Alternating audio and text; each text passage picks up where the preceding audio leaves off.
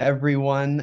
Very excited to be with you all today as we start discussing embracing wellness, starting the school year with a focus on well-being. Before we dive into the content this morning, I would love to hear from you where you're joining us from. Feel free to open up that chat box there at the bottom of your screen and drop in your name, your district, and your role, potentially location where you are joining us from this morning. We'll get started in just a moment once everybody's had a moment to check in with us here.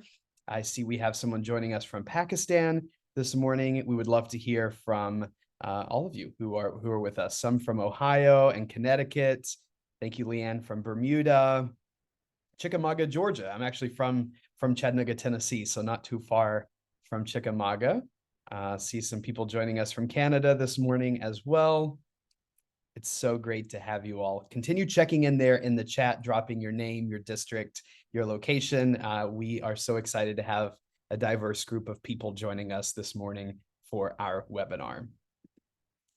Very quickly, I'll introduce myself. My name is Colin Thompson. As I said, I grew up in Chattanooga, Tennessee, but now live in New York City, in Manhattan, a former history teacher, middle school assistant principal, and now I'm a design principal with education elements focusing on supporting districts creating strategic plans, 5-year strategic plans for their districts.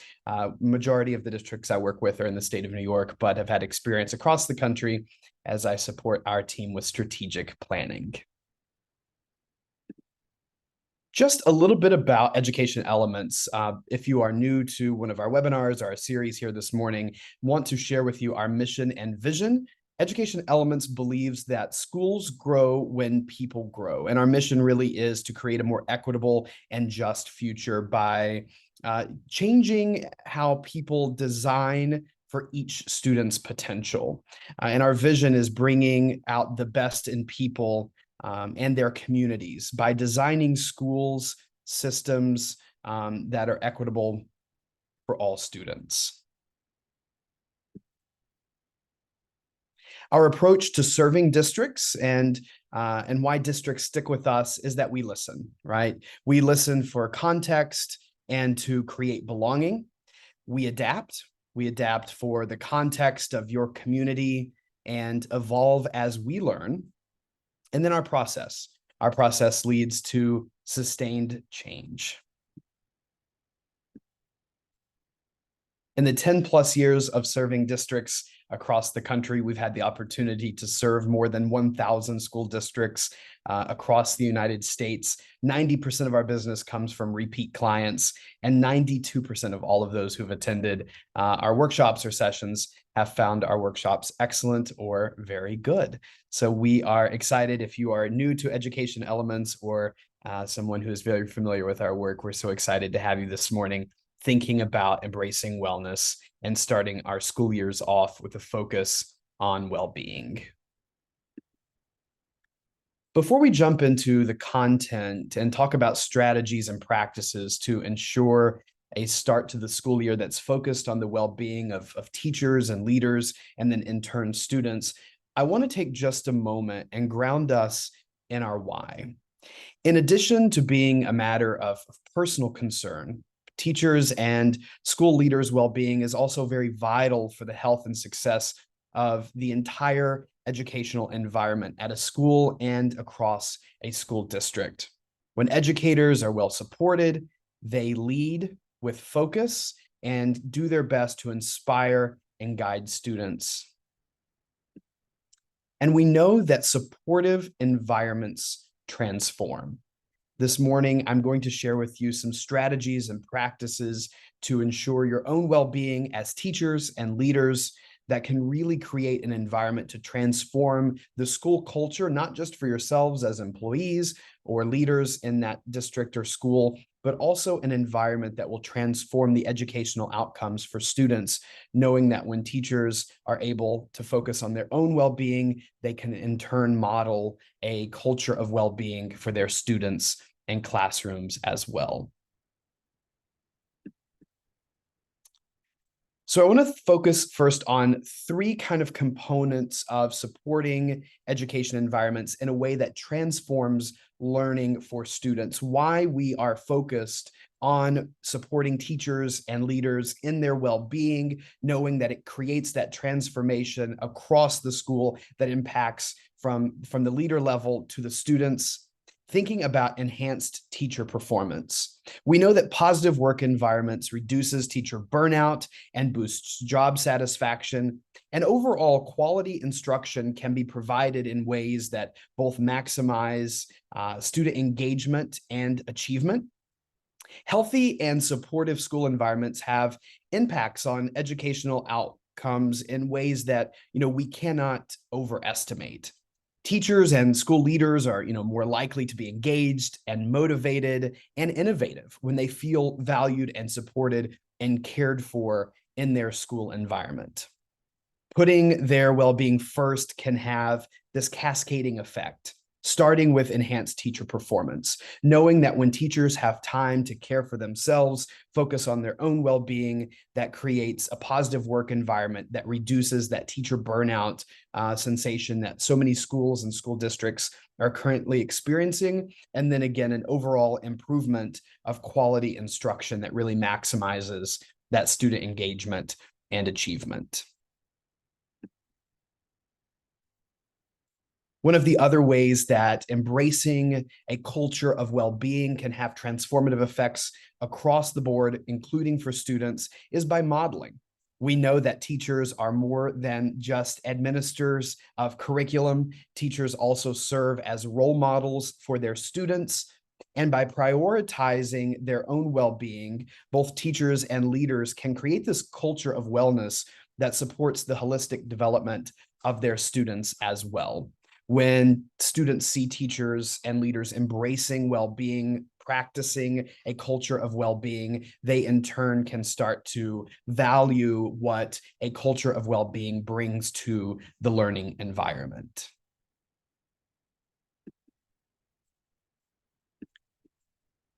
And thirdly, creating this culture of well-being has this cascading effect of transforming the culture into something that is incredibly collaborative. Educators are more likely to collaborate and communicate with each other when they are in a supportive environment. And through a collaborative culture, teachers are really able to work together to more effectively and efficiently share ideas and strategies, both horizontally across the grade level and various contents, but also vertically between grade levels. And they can work together to problem solve challenges facing the school community as a whole. So now I want to focus on some of our top tips for care management, self-care management strategies that you can initiate in your personal life as an educator, in your classroom, and then in the school culture across the board that really help create this transformative environment of well-being that's going to have impacts for students as well. The first self-care management tip we want to explore is setting boundaries. By establishing and adhering to clear boundaries between work and personal life, to ensure time for restoration and exploring hobbies and interests, and spending time with those you love, having these healthy boundaries can really have a cascading effect that also students will be able to implement in their lives as well. I'm going to drop in the link, in the chat, a link to a resource that really explores tips and tricks for setting healthy boundaries, different strategies to set those boundaries in both your personal and work life, and the positive effects that those can have once those boundaries are set. Just a quick note, after today's webinar, we will be sharing out all of our resources and our slide deck in a follow-up email, but I've went ahead and dropped the link to this resource in the chat for you as we think about some of those strategies more in depth for setting healthy boundaries. There are many, many ways that we can set healthy boundaries in both our personal and professional life, but I really wanted to focus on 4 of those strategies this morning. The first, setting reminders. Alarms, for example, even on your phone, will help to remember and adhere to boundaries you've set for yourself, knowing that you might set a very clear end time to your workday, that you're going to transition from work to your personal life. And something as simple as having an alarm set on your phone can signal a kind of ritual end to your workday, and kind of signal that transition into leaving kind of the workday behind and transitioning into those matters that you want to care for in your personal life. Another strategy that we see working really well are 15-minute cluster busters.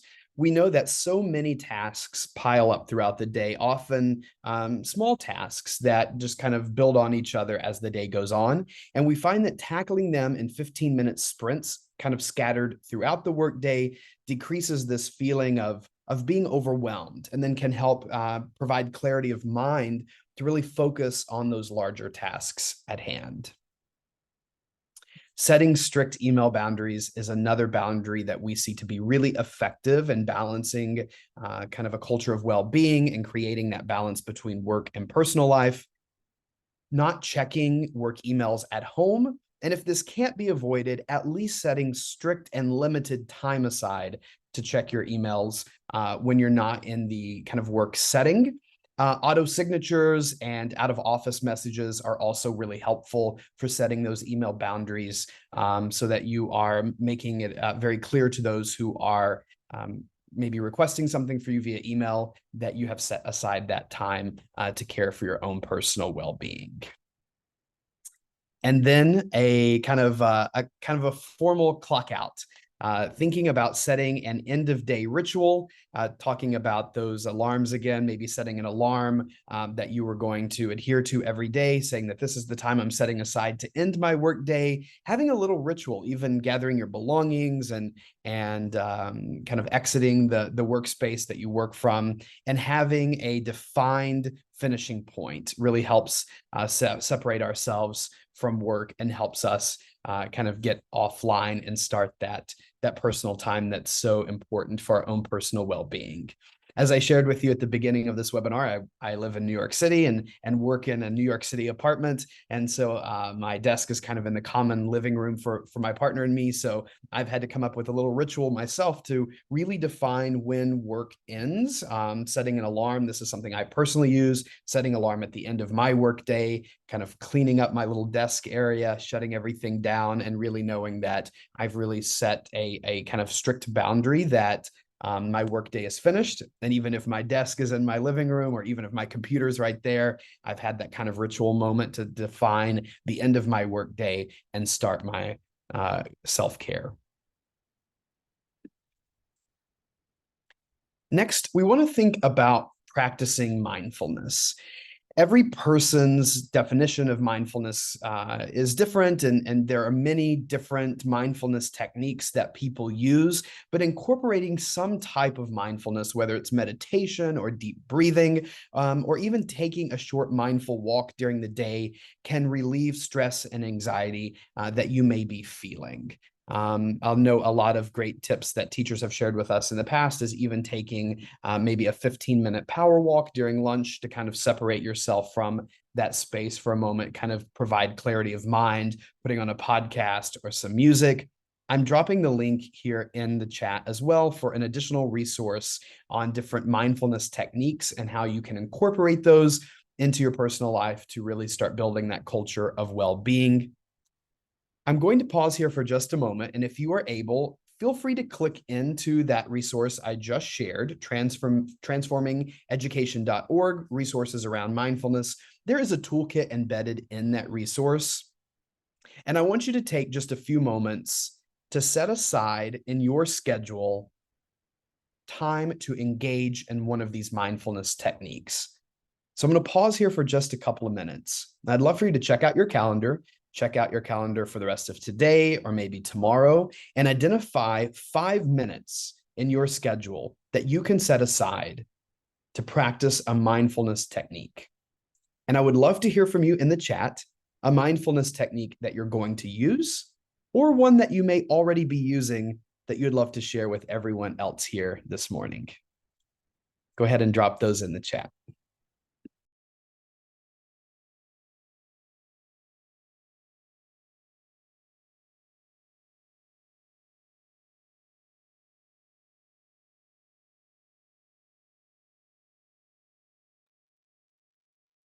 Catherine says she uses box breathing. That's a phenomenal technique for practicing mindfulness.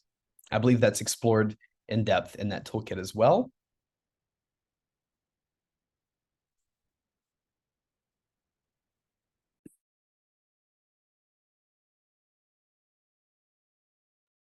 Leanne uses stretch breaks, getting up from the computer, getting some fresh air. Kelly uses the Calm app. I also love the Calm app. I often fall asleep to the stories on the Calm app.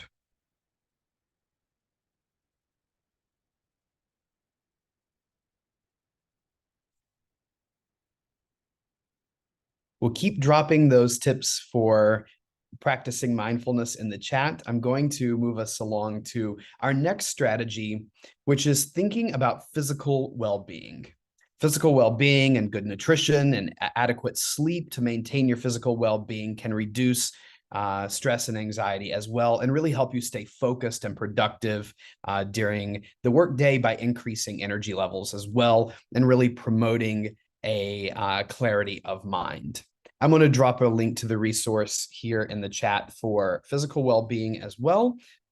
Before moving us on to the next slide, as we explore kind of the differences between exercise and physical activity.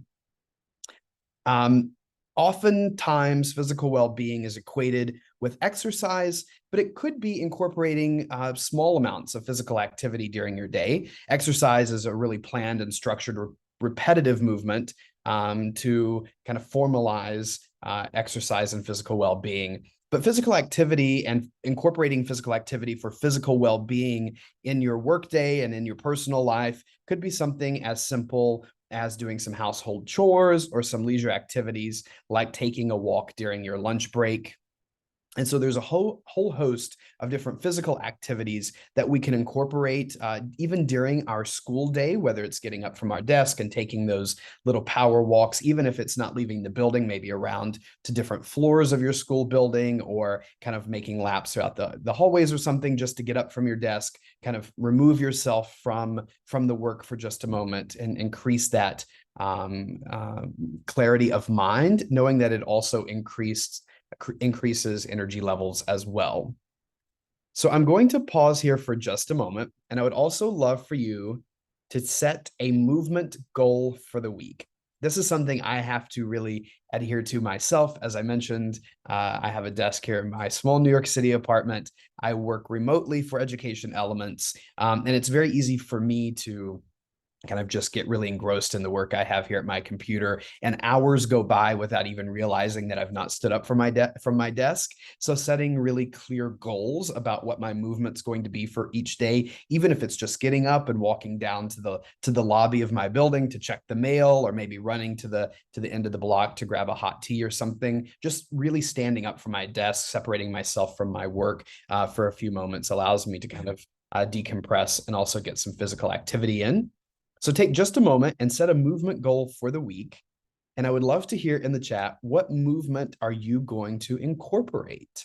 Again, it doesn't have to be a formal exercise. It could just be some of that physical activity that you're going to incorporate in your school day.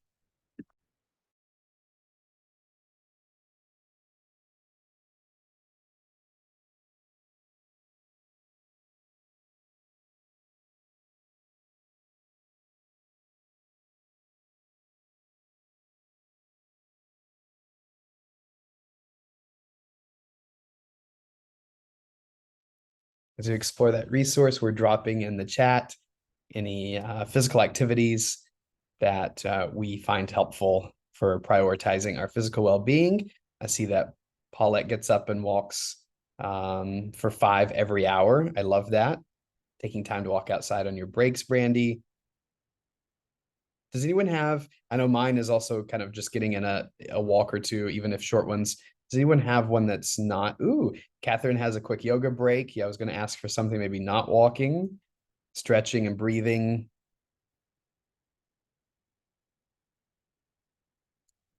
Patty's going to be more mindful and adding stretch breaks. Thank you all for sharing. Keep those ideas coming in the chat. I'm going to move us on to our next strategy, thinking about engaging in professional development. And this is really important because engaging in professional development is not often seen as being tied to kind of well-being and prioritizing well-being, but it aligns when professional development aligns with your overall interests and your personal passions and your goals. It really allows for self-reflection and growth in areas to help you build relationships and network with other educators to create a community. It is also really supportive of innovating classroom environments, learning environments, when you're able to bring some of your personal hobbies from kind of life outside of the classroom to the classroom and incorporate those into your curriculum and lessons as able, and allowing students to explore some of those interests and hobbies you may have as well. It keeps kind of that passion for delivering high quality instruction alive as well.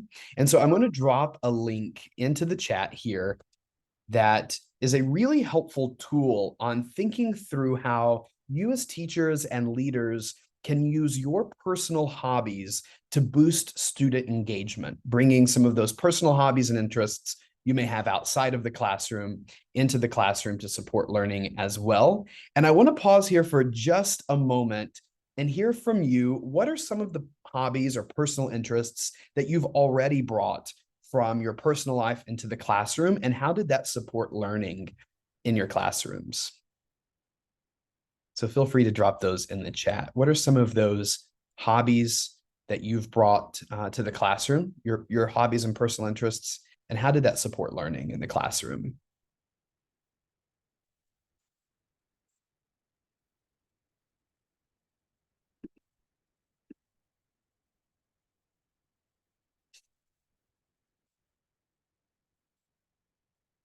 Jeff has a dog in his classroom. I love that. I have a black lab, and when I was teaching, I used to take him to school with me as often as possible as well. I love that. Singing while playing the guitar, that's lovely. I'm sure the students really enjoy that too. Bringing poetry into the classroom.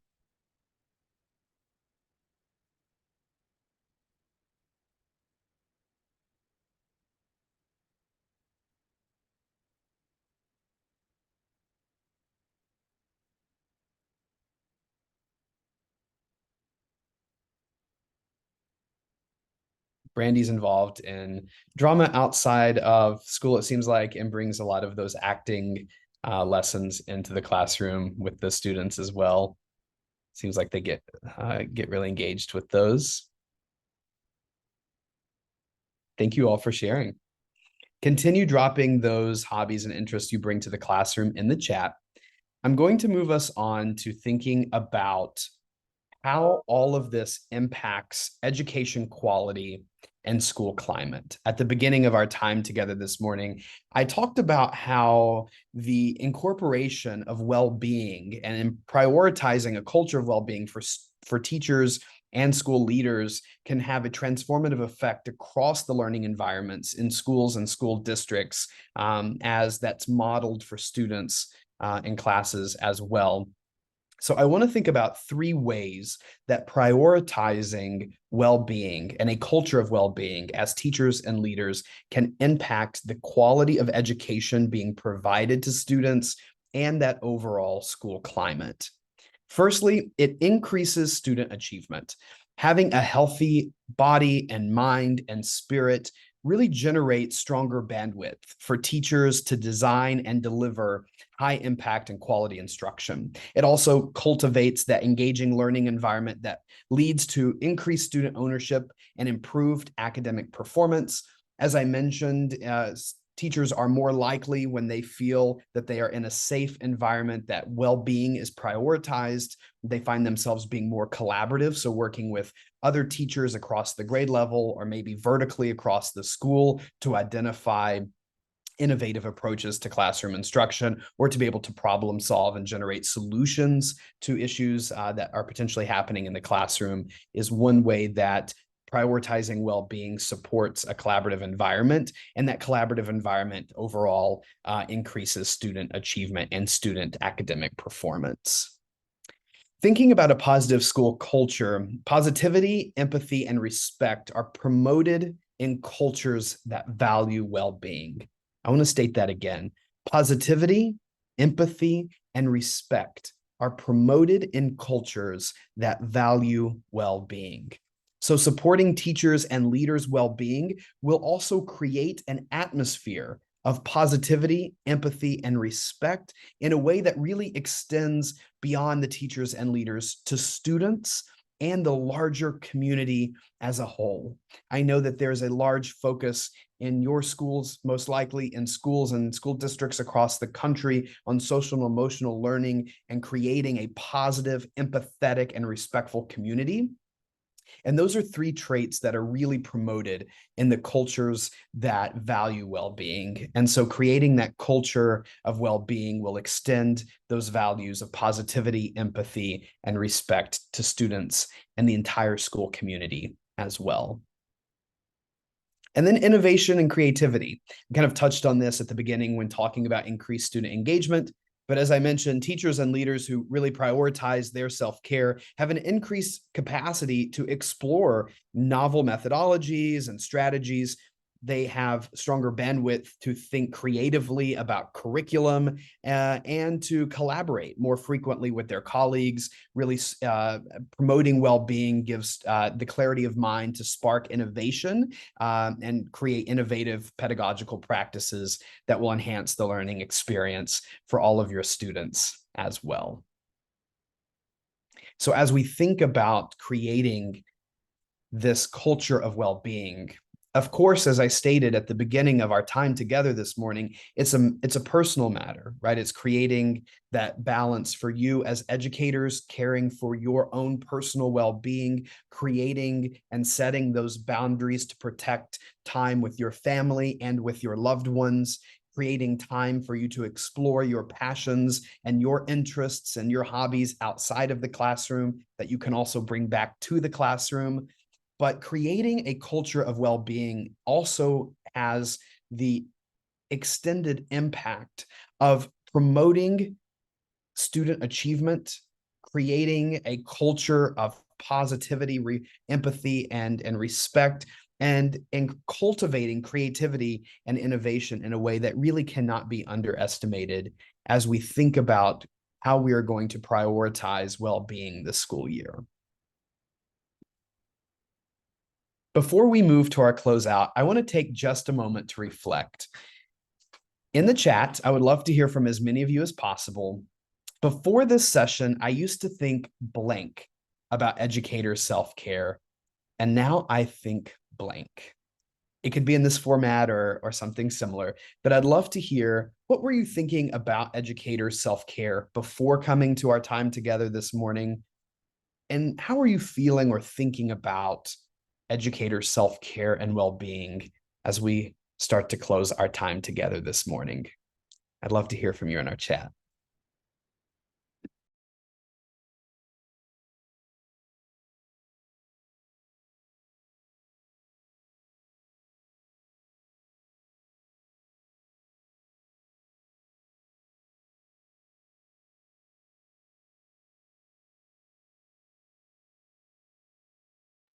Allison, I love your response.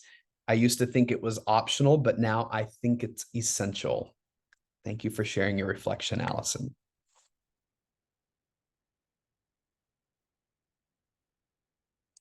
Before, I thought self-care was saying no to paperwork. Now I'm delighted to see PD also as self-care. Lovely. Thank you for sharing that. Often PD is overlooked as being a self-care option, but I feel that it's really essential to explore those interests and passions and find ways to create professional development opportunities that align with your hobbies and interests.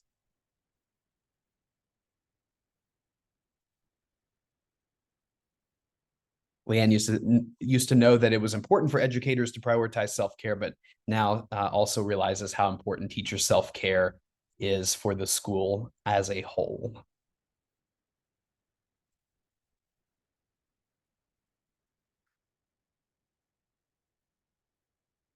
We'll continue sharing those reflections in the chat. We would love to hear from as many of you as possible.